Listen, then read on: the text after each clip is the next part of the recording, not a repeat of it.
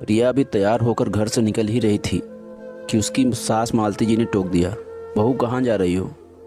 प्रिया ने बहुत विनम्रता से जवाब दिया, माँ जी पापा की तबीयत बहुत ख़राब है, माँ बहुत घबरा रही है, उन्हें देखने के लिए जा रही हूँ। यह कहकर प्रिया बिना जवाब का इंतजार किए घर से बाहर निकल गई। मालती जी को उसका व्यवहार अच्छा नहीं लगा, लेकिन पिता की बीमारी की खबर सुनकर वे चुप रह गई। प्रिया घर पहुंची तो देखा पापा का खांसी की वजह से बुरा हाल था। प्रिया ने माँ से कहा, मैंने आपसे पहले ही कहा था कि पापा को किसी अच्छे डॉक्टर को दिखा लेते हैं, खांसी बढ़ती जा रही है, लेकिन आप दोनों किसी की सुनते ही नहीं हो। तुम पापा को संभालो, मैं ऑटो लेकर आती हूँ, हम बड़े हॉस्पिटल चलेंगे। प्रिया पापा को लेकर अस्पताल पहुँच गई। वहाँ डॉक्टर ने उन्हें एक इंजेक्शन लगा दिया, जिससे उन्हें कुछ आराम मिला। डॉक्टर ने प्रिया से कहा, देखो अभी तो हम इन्हें एडमिट कर रहे हैं, कल इनके सारे टेस्ट करेंगे, उसके बाद ही ठीक से इलाज शुरू होगा। प्रिया पापा को एडमिट कराकर घर पहुंची तो उसके पति अमित उसकी प्रतीक्षा कर रहे थे। अमित ने जाते ही प्रिया से पूछा, कैसे हैं पापा? तुम तो उन्हें देखने गई थी, कितनी देर लगा दी? तुम्हें पता है ना, माँ से खाना नहीं बनता, आज सब भूखे बैठे हैं। कम से कम पापा को सोचती, अपने घर ही जाकर बैठ गई। यह सुनकर प्रिया की आंखों से आंसू छलक उठे। उसने किसी तरह अपने आप को संभालते हुए कहा, पापा की तबीयत बहुत ख़राब थी, उन्हें हॉस्पिटल में एडमिट करके आ रही हूँ। आप सभी बैठिए, अभी मैं 10 मिनट में आप सभी के लिए खाना बना देती हूँ। यह सुनकर अमित का गुस्सा कुछ शांत हुआ।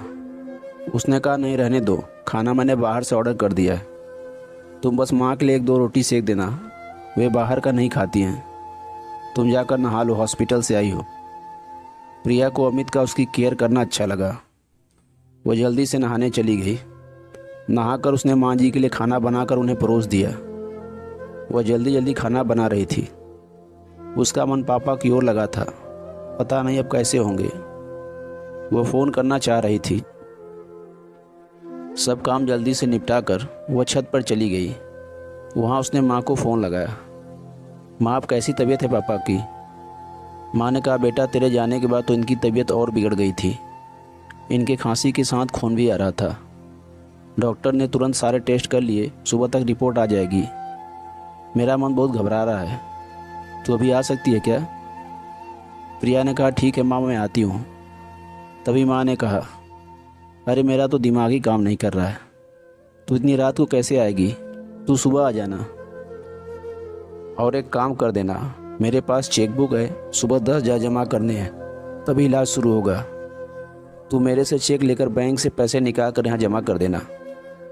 कुछ देर बाद बात करके प्रिया नीचे आ गई। उसने देखा सब सोने जा चुके थे। वह रसोई में जाकर काम निपटाने लगी। आज उसे अपना बचपन याद आ रहा था। उसके पापा कहते थे, मेरा बेटा नहीं है तो क्या हुआ, बेटी है ना, इसे मैं इस काबिल बनाऊंगा कि यही मेरा बेटा बनेगी। आज अपने आप को कितना लाचार मान रही थी प्रिया। काश वो लड़का होती तो कम से कम इस समय अपने पापा का ख्याल तो रख सकती थी। किसी तरह काम निपटाकर वह सोने चली गई, लेकिन आंखों में नींद कहाँ थी। उसने देखा अमित गहरी नींद में सो रहे थे। सुबह वह जल्दी उठ गई। सबके लिए नाश्ता बनाकर अमित का लंच पैक करके वह निकलने के लिए तैयार हो रही थी। तभी उसने देखा कि उसकी अलमारी में 10,000 रुपये पड़े हैं, जो अमित ने परसों घर खर्च के लिए दिए थे। प्रिया ने सोचा, कुछ सोचकर पैसे पर्स में रख लिए और हॉस्पिटल पहुंच गई। वहां उसने पैसे जमा करा दिए। पापा के पास पहुंची तो देखा पापा कुछ ठीक लग रहे हैं। वे प्रिया को देखकर मुस्कुरा रहे थे। तभी माँ ने कहा, बेटे ये चेक ले जा, बैंक से पैसे निकाल कर जमा करा दे, तभी रिपोर्ट मिलेगी। प्रिया ने कहा, माँ पैसे मैंने जमा करा दिए हैं, अभी घर जाऊंगी तो बैंक से निकाल लूँगी, पापा का इलाज अभी शुरू हो जाएगा। यह सुनकर माँ ने कहा, अरे बेटा तूने यह क्या किया? तेरे ससुराल वालों को पता चला तो ना जाने तुझे कितना भला बुरा सुनाएंगे। प्रिया बोली, माँ तुम चिंता मत करो, मेरे पास घर खर्च के पैसे थे, अभी बैंक से निकाल कर वापस रख दूँगी। मुझे शाम को जाना है अमित के साथ शॉपिंग करने। प्रिया कुछ देर वहाँ रुककर चेक लेकर बैंक पहुँच गई। बाहर गार्ड से उसने पूछा, भैया आज बैंक बंद है क्या? गार्ड ने कहा, बंद जी, आज दूसरा शनिवार है, कल इतवार है। अब तो बैंक सोमवार को ही खोलेगा। यह सुनकर प्रिया के पैरों तले ज़मीन खिसक गई कि कहीं अगर अमित को पता लग गया कि घर खर्च के पैसे पीहर में दे आई है तो उसका जीना मुश्किल हो जाएगा। वह डरती डरती घर पहुंची तो उसने देखा कि उसकी सास मालती जी गुस्से में बैठी थी। मालती जी बोली, बहू ये सब क्या है? रात को हमने बाहर का खाना खा लिया, सुबह से तुम फिर गायब हो। अगर दोनों टाइम हम बाहर का खाना खाएंगे तो हम सब बीमार हो जाएंगे। तुम क्या चाहती हो कि तुम्हारे ससुराल वाले उसी हॉस्पिटल में एडमिट हो जाएं जिसमें तुम्हारे पापा हैं? यह सुनकर प्रिया रोने लगी। नहीं नहीं माँ जी, ऐसा मत कहिए, मैं अभी खाना बना देती हूँ, कहकर प्रिया तेजी से काम में लग गई। नहा धोकर फटाफट खाना बनाकर सास ससुर को खिला दिया।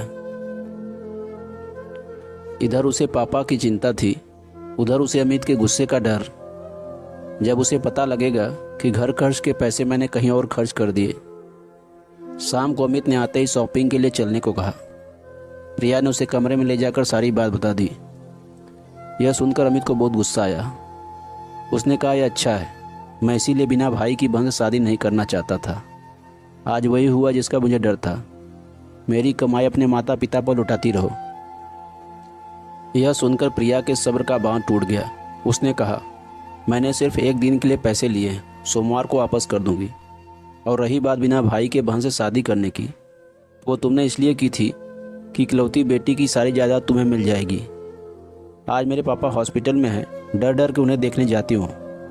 घर आते ही सब मुझे उल्टा सीधा सुनाने लगते हैं, जैसे अपने पापा के पास जाकर मैंने कोई गुनाह कर दिया हो। मैं अभी अपने माँ के पास जा रही हूँ। अपने पापा को मैं अकेला नहीं छोड़ सकती। सोमवार को तुम्हारे पैसे मिल जाएंगे। तब अमित ने कहा, मैं भी देखता हूँ वे तुम्हें कब तक रखेंगे। अपने आप रोती हुई वापस आओगी। प्रिया ने जवाब दिया, उसकी नौबत नहीं आएगी। मेरे पापा ने मुझे इतना काबिल बना दिया है कि मैं अपना और अपने माँ बाप का पालन पोषण अच्छे से कर सकूं। यह कहकर कविता ने एक बैग में कपड़े लिया और पीहर की ओर चल दी। आज उसे ऐसा लग रहा था कि जैसे वह बेटी होने की कैद से आज़ाद होकर पापा का बेटा बन गई है। अब वह केवल अपने माँ पिताजी का सहारा बनेगी। अपने घर पहुंचकर उसने बैग रख दिया और सीधा हॉस्पिटल पहुंच गई। माँ के पूछने कुछ नहीं बताया। उसने कहा, चिंता मत करो माँ, अमित ने मुझे यहाँ रहकर पापा की देखभाल करने के लिए कहा है। यह सुनकर माँ बहुत खुश हुई। अगले दिन पापा की रिपोर्ट आ गई। उसमें लंग्स में इन्फेक्शन था। उसी समय उनका इलाज शुरू हो गया। सोमवार के दिन प्रिया ने 10,000 रुपये अपनी ससुराल भिजवा दिए।